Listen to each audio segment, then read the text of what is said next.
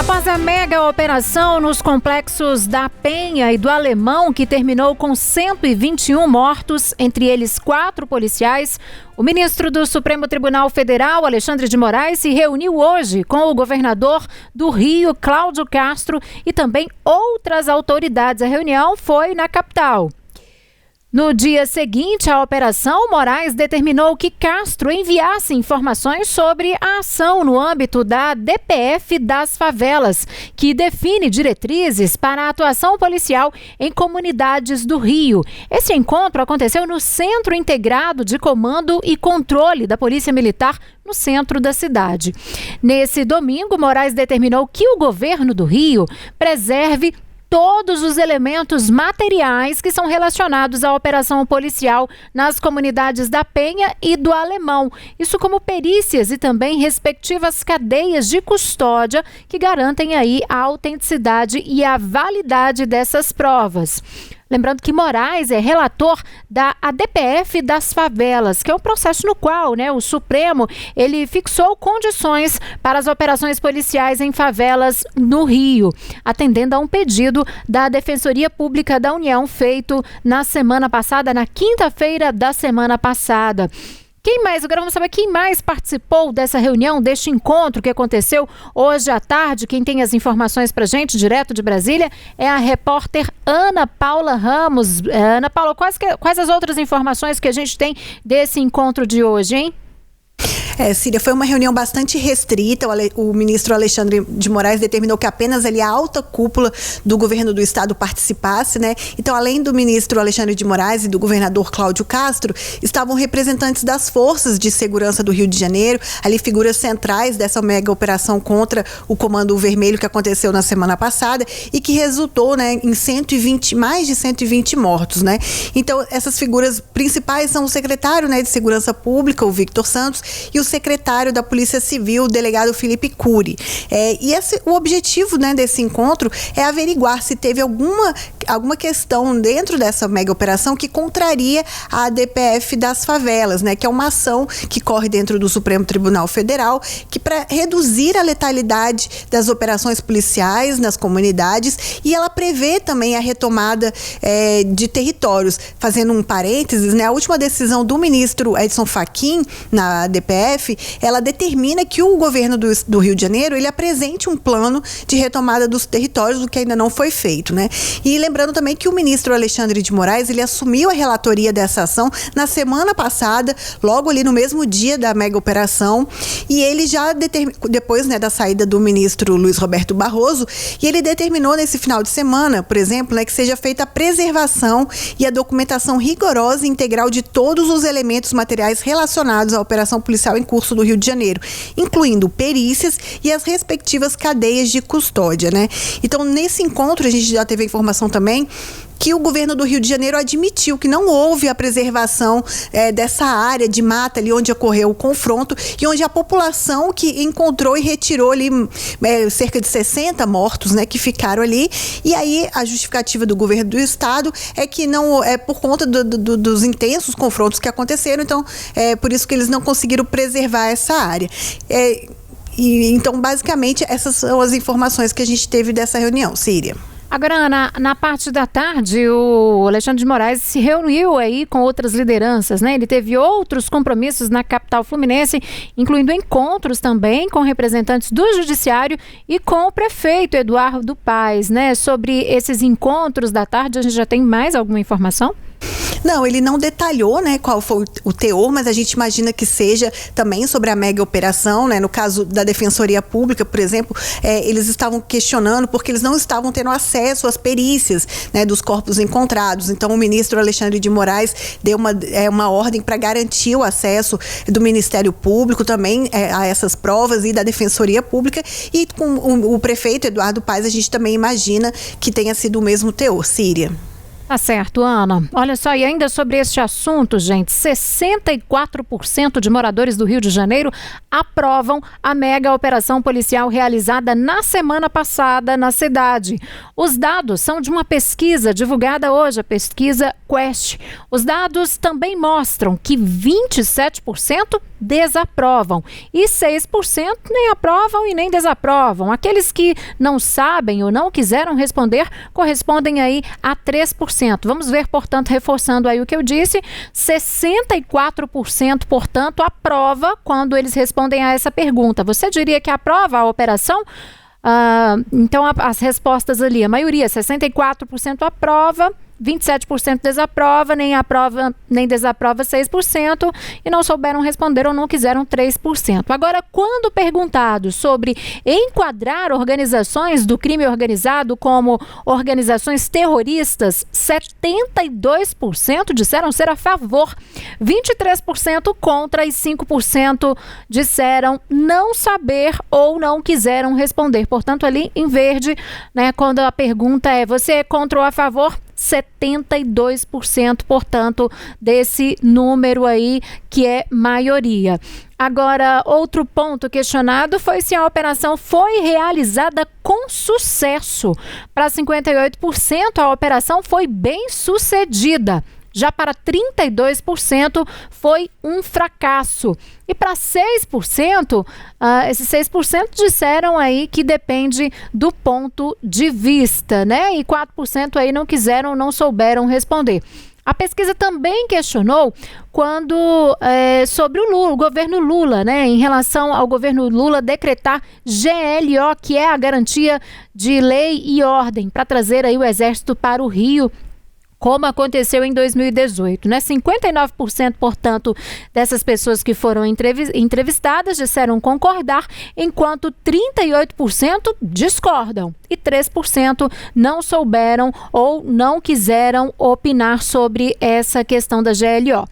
Nesse sentido, a pesquisa também perguntou se o escritório de emergência para o combate ao crime organizado é necessário. 94% das pessoas concordaram, enquanto 6% discordaram da criação, portanto, desse escritório. Outra pergunta foi: depois da operação, o Rio de Janeiro está mais ou menos seguro, hein? Está mais seguro? Olha só, 52% das pessoas que responderam disseram menos seguro, já 35% acreditam aí que está mais seguro e 13% não quiseram ou não souberam responder a esse questionamento. A pesquisa também avaliou o governador Cláudio Castro, governador do Rio de Janeiro. A aprovação dele cresceu e foi para 53% contra 40% de desaprovação. Então, depois dessa ação na semana passada, a aprovação do governador do Rio, Cláudio de Castro, subiu 10 pontos aí, de 43% para 53%. E, por fim, a pesquisa também questionou em quais instituições a população mais acredita. Olha aí, as instituições detalhadas. Vem ali em primeiro lugar nas Forças Armadas, 84%. Depois, no Poder Judiciário, 67%, na Polícia Militar, 65%. Lembrando que esses primeiros dados, esses números que eu falei, são relacionados a este mês, ao novembro, ao mesmo mês de 2023, né? Este mês, mas em 2023.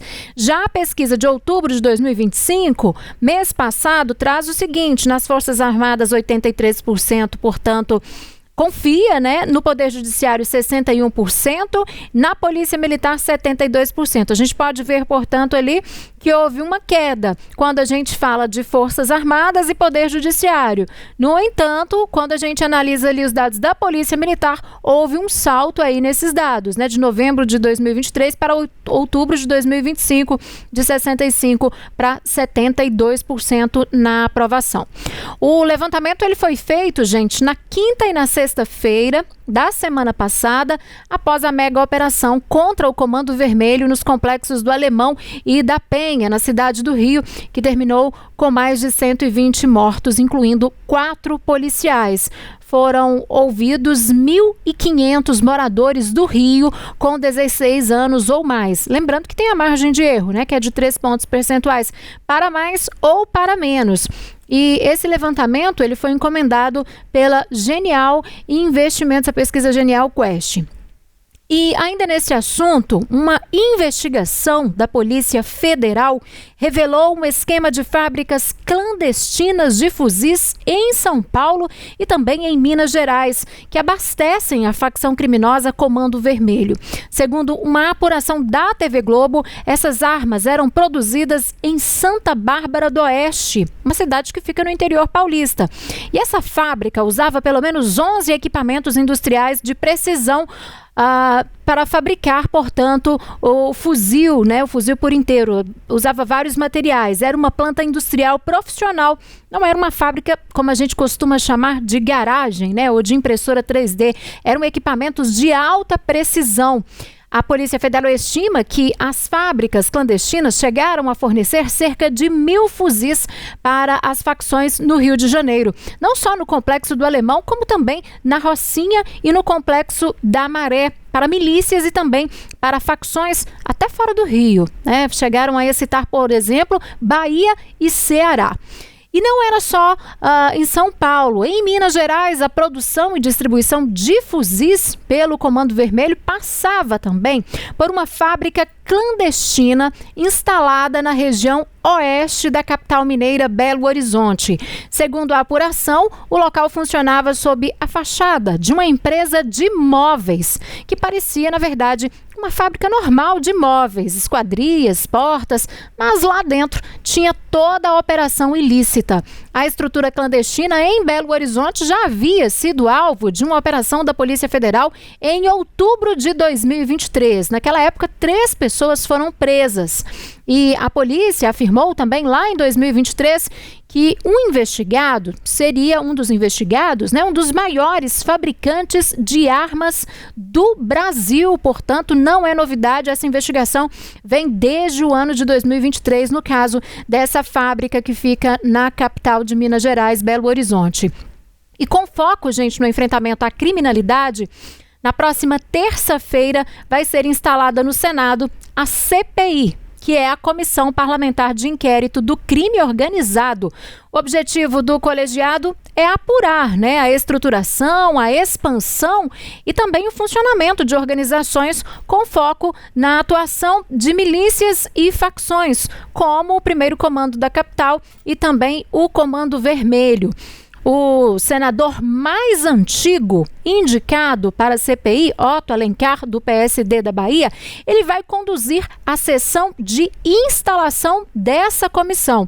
Alessandro Vieira, que é do MDB do Sergipe, que é autor do pedido de criação da CPI, deve ser designado relator dos trabalhos. Ana Paula Ramos, que vai nos dar mais detalhes sobre esse assunto. Ana Paula, já há um acordo aí em relação ao nome que vai presidir esse colegiado, hein? Não, Síria, ainda não houve um acordo, né? O nome, por enquanto, mais cotado é o do senador Fabiano Contarato, do PT do Espírito Santo, ele que é delegado da Polícia Civil. Mas a gente viu, né, na questão da CPMI do INSS, né, quando o presidente do Senado, Davi Alcolumbre, chegou nas redes sociais a anunciar o senador Omar Aziz como presidente da comissão, e aí houve uma articulação da oposição, e no dia seguinte quem foi eleito foi o senador Carlos Viana, ali numa manobra. Então, depois dessa, os senadores estão mais cautelosos e a gente vai ter que aguardar amanhã de manhã para ter confirmação sobre esse nome, Síria. Tá certo, Ana. Conforme a Ana explicou pra gente, né, o regimento do Senado, pelo regimento, né, o presidente e o vice de uma CPI devem ser eleitos pelo colegiado, né? E uma vez eleito, portanto, o presidente vai designar um integrante para ser o relator dessa CPI. E, geralmente, essas definições, elas se dão por acordo, né? Mas há casos, como ela explicou, que a gente pode citar aí como exemplo do INSS, né? A CPMI do INSS, em que as negociações não são suficientes, né? E aí os nomes são definidos por todos aí, pela maioria na comissão, né? O pedido de criação dessa CPI, ele foi protocolado no dia 17 de junho, então já tem um tempo. Mas o colegiado só ganhou força na semana passada, depois exatamente dessa nova crise na segurança pública, dessa nova crise que se instalou aí no Rio de Janeiro, né? Com a operação contra o Comando Vermelho, que deixou mais de 120 mortos. Essa comissão ela vai ter 11 senadores titulares e o mesmo número de suplentes. E vai, segundo aí o pedido de criação, né, investigar no prazo de 120 dias o modus operandi dessas facções e milícias. E também as condições de instalação, o desenvolvimento em cada região e também as perspectivas, estruturas de tomada de decisão. Então, 120 dias é o prazo de trabalho aí dessa CPI que vai ser instalada terça-feira. Bom, agora sobre tudo que a gente trouxe para você relacionado aí ao que aconteceu no Rio de Janeiro, essa mega operação no Rio na semana passada, nós vamos conversar agora com o criminólogo e pesquisador em segurança pública, Jorge Tassi, que já está conosco aqui, a quem eu agradeço a disponibilidade mais uma vez em conversar aqui conosco no Tempo News. Jorge, boa noite, seja bem-vindo. Boa noite, obrigado. Deus abençoe a todos os nossos ouvintes e a vocês. Jorge, já começo perguntando para você qual que é a sua avaliação, sua avaliação inicial sobre a condução aí e também os resultados dessa operação que aconteceu no Rio de Janeiro na última terça-feira. Bom, uma análise sobre fatos específicos, né? Nós tivemos 2.500 policiais militares e civis e uma estrutura que foi montada totalmente especializada para ingresso dentro de uma comunidade, usou uma técnica que eles chamaram de muro do BOP, né? Mas é uma técnica de trabalho extremamente já conhecida, que é a ideia de martelo e bigorna. Você coloca uma estrutura atrás, né, que era um anteparo da qual foi isolada toda a comunidade num canto e nenhum criminoso sabia que aquilo estava acontecendo, e nesse sentido, né, nós tivemos uma mudança em relação àquela operação fatídica que aconteceu no ano de 2010, quando nós tivemos aquela fuga pelos montes, né, pela parte de trás, pela serra, e aí nós tivemos um grau de enfrentamento altamente violento, porque nós tivemos o criminoso fugindo do tiroteio que estava na base da comunidade para o alto da comunidade, e ali ele encontrou uma tropa altamente especializada e preparada que acabou entrando em choque, e efetivamente nós temos aqui, né, um enfrentamento de tropas especializadas com pessoas que são armadas, que são empoderadas e são constituídas para serem descartáveis pelo crime organizado, literalmente. É triste falar dessa forma, mas nós estamos diante de uma barbárie em razão exatamente da forma como o crime organizado se posiciona no âmbito da sociedade e os nossos órgãos de segurança pública, alijados de suas competências, não podiam exercer, não podem exercer aquilo que é necessário, ocupação de espaço público. Aliás, não importante que se diga, né? A grande reclamação de todo o processo que a gente tem que pautar é que polícia não pode subir sozinha numa comunidade como essa. A polícia não pode ser a única responsável por todo esse tipo de processo. Ela precisa do judiciário, ela precisa do Ministério Público, precisa do político que venha junto, e ela precisa também da educação, ela precisa da saúde, ela precisa de outros órgãos de Estado que estejam em conjunto nessa operação, né? Em 2010 eu fui totalmente vaiado quando eu discuti a polícia pacificadora no Rio de Janeiro, e eu falei, não vai dar certo do jeito que está sendo feito porque a polícia está sozinha. E aqui nós temos a necessidade de continuar a operação com inclusão, continuar a operação levando estrutura para dentro da comunidade, porque senão o crime organizado vai continuar ocupando esses espaços, e é isso que a gente tem que evitar. Ou seja, a operação ela não é um sucesso, ela é violenta, mas ela é simplesmente um retrato daquilo que aquela comunidade era, um espaço dominado pelo crime organizado e de um enfrentamento de uma força altamente especializada, que são as polícias brasileiras hoje. Quando a polícia se prepara, ela é altamente especializada. Nós temos vários órgãos aqui em Minas, em São Paulo, no Rio de Janeiro, em outros estados nós temos polícia especializada contra esse criminoso que foi empoderado e é descartável, porque ele é um jovem de 17 anos de idade, 15 anos de idade, 19 anos de idade, que viveu a vida toda dentro do crime, e foi preparado para ser descartado no enfrentamento contra o policial. Boa noite, Ana Paula, aqui de Brasília. O senhor comentou nessa questão de que a polícia não deveria entrar sozinha. Na avaliação do senhor, o governador Cláudio Castro, ele deveria ter pedido a decretação da GLO nessa operação? Não. Vamos lá. A polícia, ela não entrou sozinha nessa estrutura.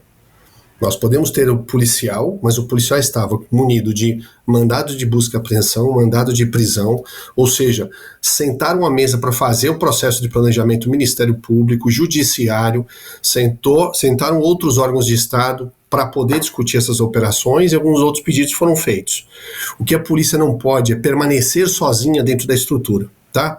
Então, GLO é algo que é necessário numa cidade como o Rio de Janeiro. Eu, sinceramente, acho que a GLO ela pode ser muito correta no Rio de Janeiro, tá?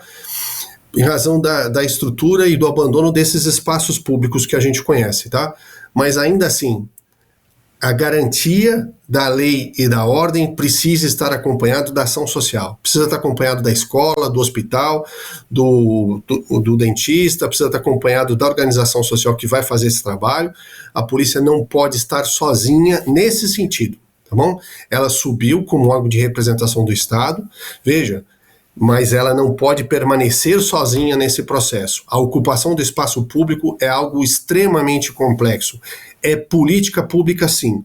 Então, realmente, as críticas que surgem ao trabalho da polícia, ou aquilo que foi feito não é política pública, aquilo é a ponta de um iceberg, porque a verdadeira política pública tem que vir agora. Tem que ser instalada, tem que ser feita a ocupação social e política da própria comunidade para que o crime organizado não reassuma todas as estruturas e faça ainda pior. Porque o crime organizado, depois que ele é cutucado, ele normalmente responde com violência, e aí nós temos a possibilidade de circunstâncias mais gravosas ainda para a sociedade, para a comunidade em si. Agora, Jorge, há muitos questionamentos relacionados ao número de mortos, né? São mais de 120 em uma ação como essa. Na sua avaliação, houve uma falha estratégica humanitária quando a gente analisa por esse viés? Vamos lá. Primeiro ponto, né? O quadro que todos nós conhecemos a respeito das comunidades no Rio de Janeiro, ele é um quadro que ele era desesperador, era coisa de filme de horror, realmente, tá? Porque nós temos, né, vamos ser práticos, né? A estrutura que o crime ela criou no âmbito de uma comunidade, ela traz o jovem desde muito pequeno para dentro das suas estruturas, né? Ele começa a crescer dentro do crime organizado, aprendendo a vender droga, aprendendo a participar de determinados processos vinculados às atividades ilícitas da organização, e chega um determinado ponto em que ele é recrutado como soldado do processo. E aí ele é empoderado, né? Então ele ganha um par de tênis, ele ganha droga, ele ganha sexo, ele ganha um pseudo-empoderamento e ele ganha um fuzil. Aí, a partir daquele momento, ele começa a treinar no meio do mato e ele acha que ele é o super-homem, e aí a organização fala para ele, tá? Mate um policial e eu vou te dar dinheiro, e eu vou te dar prêmio, eu vou te dar espaço, eu vou te dar poder. Esse empoderamento faz com que esse jovem, na medida em que um policial entra dentro de uma comunidade, veja uma oportunidade. E essa oportunidade acabou gerando esse tipo de processo, porque desta forma, a polícia ela veio, como nós falamos, num processo de martelo e bigorna. Ela travou o fundo da comunidade. Era a bigorna montada. Então a estrutura de poder que a polícia fez ali atrás era exatamente daqui não passa ninguém, tá? E do outro lado, ela veio subindo. Ela veio apertando aquele processo. Os vídeos que nós vimos na internet mostram, né, que aqueles criminosos estavam na parte de cima da comunidade, dominando, atirando lá de cima, e eles estavam dando risada, eles estavam felizes, eles estavam tranquilos. E esse tipo de processo, tá, acaba gerando o enfrentamento de uma corporação altamente especializada com alguém que se acha empoderado e que simplesmente subestima o próximo. A polícia veio não para matar, ponto final, porque se a polícia fosse realmente para matar, eu vou só chegar aqui e matar, nós teríamos 400, 500 mortes tranquilamente dentro da comunidade, tá? A polícia participou de enfrentamentos e, óbvio, das 121 mortes, cada uma delas tem uma história. É importante que nós saibamos disso, tá? Um policial que participa de uma troca de tiro, apesar de ter 2.500 policiais do lado dele, é no máximo ele e o colega dele que está ao lado, naquele momento, naquela circunstância. É uma história fechada, que tem que ser trabalhada, que tem que ser estudada, que tem que ser apurada dentro do processo, e está muito certo de se preservar o máximo possível daqueles fatores para que a ciência criminalística possa apurar o que de fato aconteceu naquela circunstância específica. Mas, né, houve um enfrentamento de uma tropa altamente especializada com, infelizmente, uma rede de jovens, a maior parte eram jovens, tá, que estavam vinculados a atividades criminosas, que foram falsamente empoderados e que foram envolvidos para que os líderes da facção criminosa pudessem fugir. E é isso que aconteceu. Eles são colocados dentro de um processo de sacrifício para que os líderes das organizações criminosas possam fugir.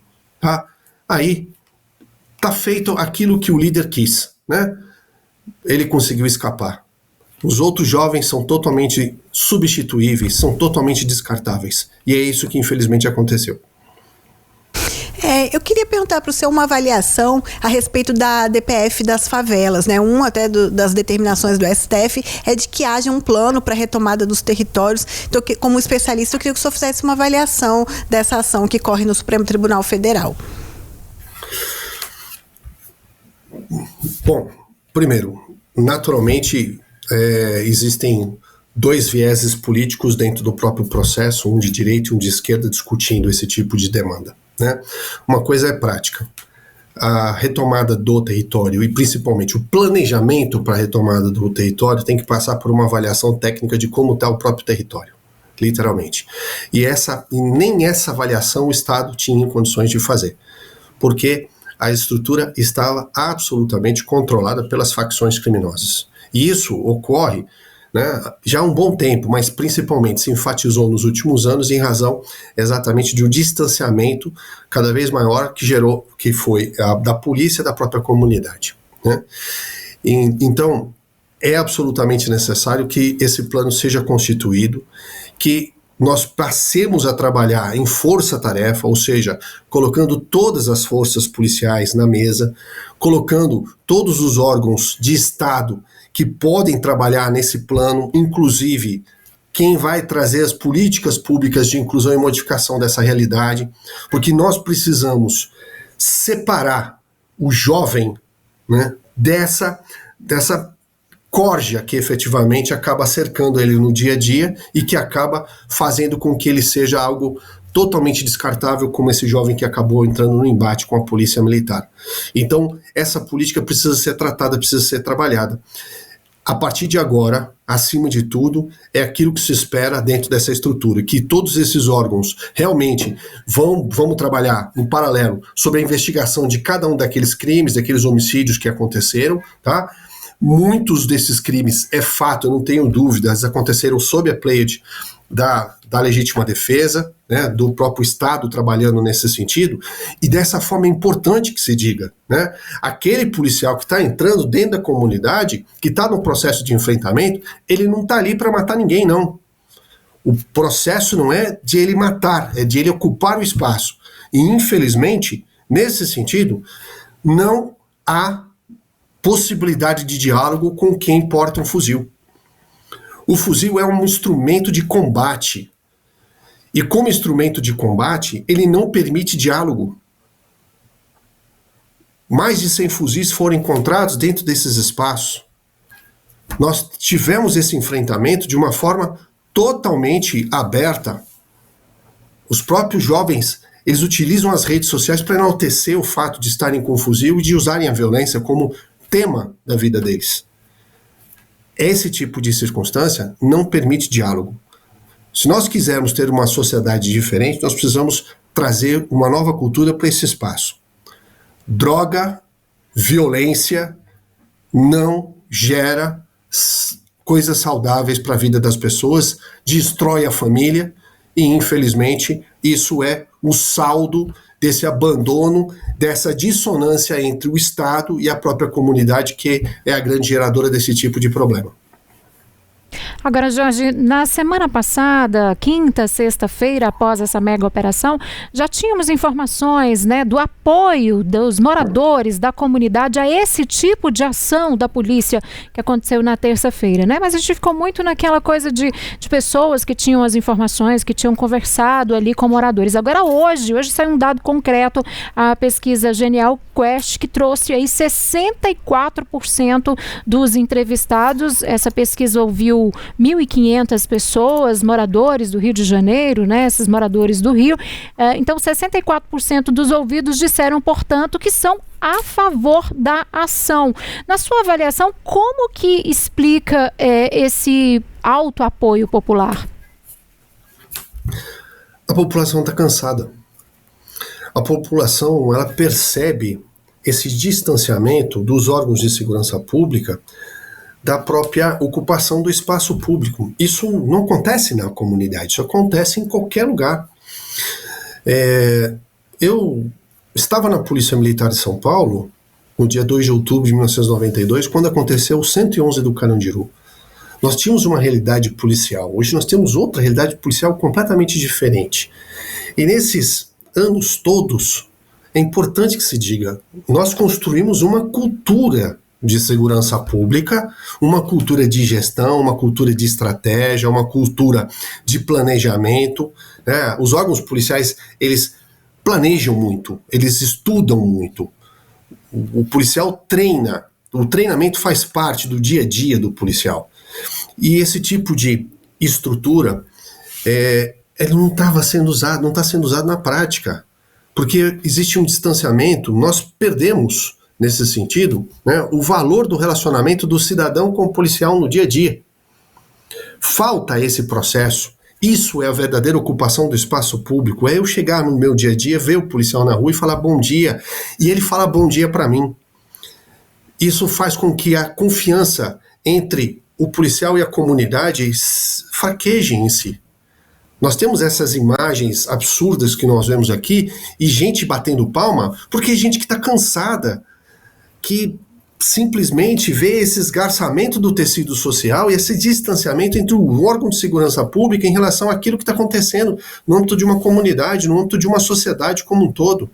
Porque esse crime desce da comunidade e vem roubar fora. O roubo não acontece dentro da comunidade, ele acontece nos outros bairros. Esse crime desce para outros espaços, mas ele retoma para aquela fortaleza e acaba obsediando todo mundo que está ali.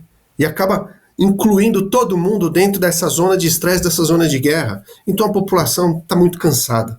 Quem está dentro está sofrendo, quem está fora está sofrendo, e ela está cansada, ela precisa de uma nova postura de Estado. E é importante, não é direita, não é esquerda, não é questão de partido, é questão de ser necessário um diálogo e ser necessária a técnica para que se possa chegar a esse ponto. E para se ter técnica dentro desse espaço de segurança pública, nós temos que olhar todos os lados. Temos que olhar o lado do direito, temos que olhar o lado da criminologia, temos que olhar os sociólogos, temos que estudar realmente aquilo que é o diálogo da própria comunidade, mas nós precisamos do policial sentado na mesa também. Todos eles têm que sentar, todos eles têm que dialogar, todos eles têm que mostrar o lado de cada um, para que se possa trazer um planejamento decente e se construir uma realidade em que população e polícia estão do mesmo lado. Isso vai fortalecer essa comunidade e vai diminuir a zona de influência do crime organizado, não no Rio de Janeiro, em Minas ou qualquer estado do Brasil. Agora, Jorge, nós tivemos aí as UPPs, que foi um modelo que representou esperança aí por um bom tempo nas comunidades, né? O que aconteceu com esse modelo que não deu certo? Então, foi nesse modelo que eu fui totalmente vaiado na Conferência Nacional das Guardas Municipais, né? Porque eu cheguei ali e falei assim, infelizmente as UPPs não vão dar certo quando as UPPs estavam instaladas, né? E elas não vão dar certo por um motivo muito simples, porque a polícia entrou e a polícia ficou sozinha, literalmente, né? Então, logo na primeira semana da UPP, tava lá atendimento odontológico, tinha esporte, tinha comunidade, tinha médico. A hora que a imprensa saiu, Saíram todos esses grupos e deixaram só o policial ali. Ali o policial acabou sendo envolvido dentro do processo, acabou ou tendo que escolher um lado. Ou nós tivemos policiais que morreram, nós tivemos policiais que tiveram que reagir à violência e acabaram matando, acabaram sofrendo tudo aquilo que estava, que foi fadado a ele naquela circunstância, porque ele estava sozinho, literalmente, e nós tivemos o crescimento das milícias, né? Nós tivemos grupos de milicianos que acabaram ocupando esses espaços, as estruturas, no lugar do crime organizado. Ou seja, está errado. Nós precisamos de um trabalho transversal. Ou seja, eu preciso do policial, sim, sem dúvida, mas eu preciso de outros órgãos, eu preciso de uma política pública complexa, eu preciso de educação lá dentro, eu preciso de saúde, eu preciso de uma estrutura pública que possa dar dignidade para as pessoas que estão ali e mudar essa realidade, parte desse entendimento complexo, ou seja, não é só policial que resolve esse problema. Jorge, outro ponto dessa pesquisa que eu queria detalhar com você, dessa pesquisa Genial Quest divulgada hoje, esse salto na aprovação do governador do Rio de Janeiro, Cláudio Castro, né, em cerca de 10 pontos aí.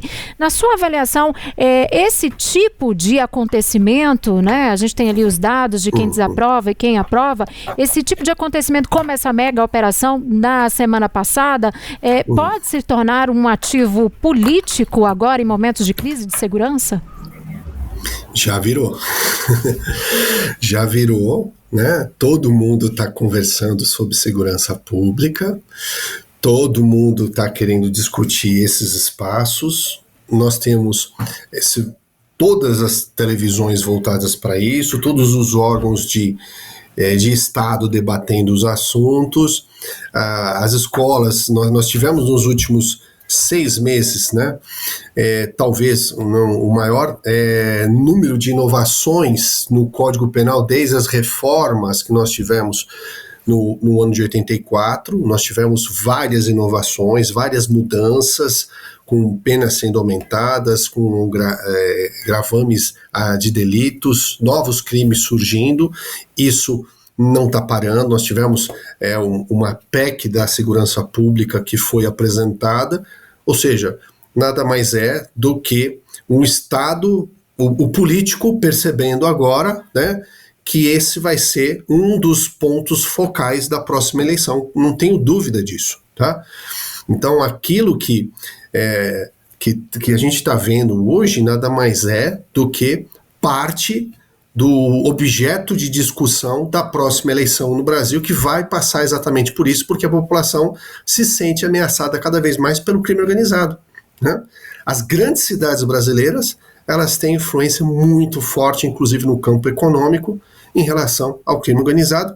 Haja vista que 2 ou 3 semanas antes nós tivemos uma operação em São Paulo que capturou bilhões de reais, e foi na Avenida Paulista, não disparou nenhum tiro, foi totalmente diferente dessa operação do Rio de Janeiro, e eu quero que você entenda, não é crítica a esse processo não, tá? É que a característica que estava sendo envolvida naquela operação era uma, característica era outra. Os enfrentamentos, eles são naturais, tá? E eles vão acontecer, mas é importante que se diga, tudo isso vai se refletir na eleição para governador dos estados, para presidente da República, com certeza, no ano que vem. Agora, Jorge, a gente até divulgou agora há pouco que amanhã, terça-feira, deve ser instalada aí no Congresso a CPI do crime organizado, né? Qual que é a sua expectativa, a sua avaliação em torno dessa comissão? Você acredita que, de fato, pode trazer resultados na prática de enfrentamento aí ao crime organizado?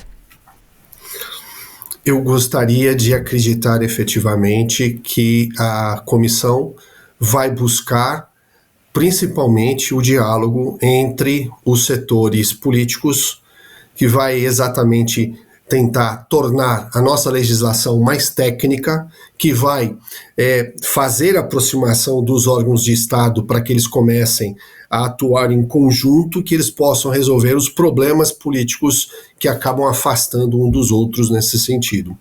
Então, se a comissão servir para esse processo, ótimo, né?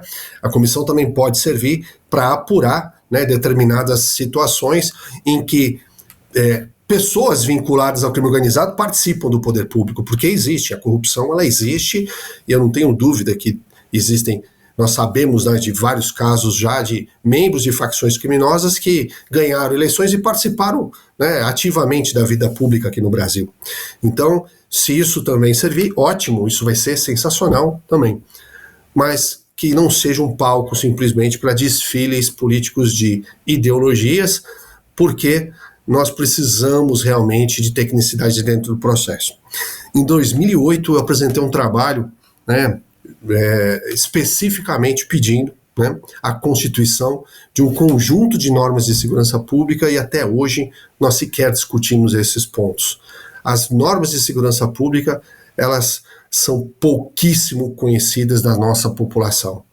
Nós tratamos segurança pública como crime, ponto. Então nós criamos leis criminais, penais, criminais, penais, aumentamos pena anos e anos e anos e anos, agora 30, 40, depois nós vamos para 50, 60 anos, mas é importante que se diga, nós precisamos de normas que regulamentem o trabalho do policial para que ele possa ter segurança, para que ele possa ter estrutura de trabalho, né? Para que ele possa ser reconhecido e principalmente ter independência naquilo que faz, sendo reconhecido como um técnico em operações nesse sentido. Agora, Jorge, para finalizar a nossa conversa, a Polícia Federal divulgou aí dados sobre fábricas clandestinas, né, de fuzis numa cidade no interior de São Paulo, também em Belo Horizonte, Minas Gerais. Inclusive, essa, no caso de Belo Horizonte, lá em 2023 já havia sido falado, né, já tinha toda uma operação em torno dessa fábrica que funcionava por trás de uma estrutura de loja de móveis, né? O que na sua avaliação isso revela aí da organização do crime no país e também da estrutura até logística mesmo, eu digo, dessas facções no Brasil? Bom, as organizações criminosas, elas são estruturas supranacionais e elas trabalham a partir de dois tipos de processos. O primeiro tipo de processo é o processo econômico. Então, ela constitui uma rede de ações ilícitas e uma rede de ações lícitas, e elas dialogam entre si. As ações ilícitas captam muito capital produto de roubo, produto de tráfico de drogas, e esse capital acaba sendo colocado dentro das ações lícitas. Postos de combustível, entidades do setor financeiro, padarias, qualquer tipo de comércio, qualquer tipo, empresas que produzem máquinas e equipamentos, né, que podem ser ou não desvirtuados, literalmente. Então, existe sempre esse jogo para os dois lados, a atividade ilícita e o processo econômico, esses dois trabalham em conjunto. São duas formas que nós precisamos ter para poder atacar esse crime organizado. E esse crime organizado, ele partiu para o seu franqueamento. Ou seja, organizações como Comando Vermelho e PCC, eles acabaram sentando com organizações menores de outros estados nacionais e acabaram franqueando participações dentro desses processos e fazendo com que essas organizações pudessem crescer. Nesse sentido, elas estão em todos os estados do Brasil e estão em outros países também. Isso fortaleceu demais o crime aqui no Brasil. O tráfico de armas existe sobremaneira aqui. Mas nós já importamos tecnologia para poder produzir as armas aqui dentro. São duas fábricas que a gente tem notícia hoje. Pode ficar tranquilo, tem mais fábricas, né? Porque a demanda por esse tipo de equipamento é alta e o custo de trazê-lo, né, via fronteira é muito exacerbado. O custo de pegar um fuzil da República Tcheca e trazer para cá é um absurdo. Então eu produzo esse fuzil aqui, eu trago as características técnicas, monto uma usinagem especializada aqui, trago engenheiros que vão se submeter a esse processo e pronto, ponho dinheiro. E é uma empresa como qualquer outra, entre aspas, porque ela é voltada para uma maldade, para a ilegalidade. Então esses processos, eles acontecem de uma forma ampla. Nós precisamos seguir o dinheiro, nós precisamos buscar e tentar travar o dinheiro dessas organizações. Por quê? Porque é menos violento, literalmente. Expõe menos o policial militar, expõe mais o policial federal. E para isso eu tenho que trabalhar com receitas, tenho que trabalhar com COAF, eu tenho que trabalhar com órgãos que não são exatamente aqueles que a gente está acostumado a ver com segurança, tá? Sabendo que eles também são órgãos de segurança. Porque é órgão de segurança todo aquele que está exercitando o poder de polícia no âmbito da sociedade. Então, aquele que controla o nosso dinheiro vai ter que controlar esse tipo de atividade e poder afunilar as ações desse crime organizado, que é a grande mazela que nós temos na nossa sociedade hoje. Tá certo. Jorge Tassi, que é criminólogo e também pesquisador, mais uma vez conosco aqui no Tempo News, nos ajudando, dando uma aula, né, de tudo que é ligado à segurança pública, ajudando a gente entender um pouco mais aí de tudo que acontece com o crime organizado. Jorge, muito obrigada pela sua participação e até uma próxima. Deus abençoe a todos, obrigado e paz.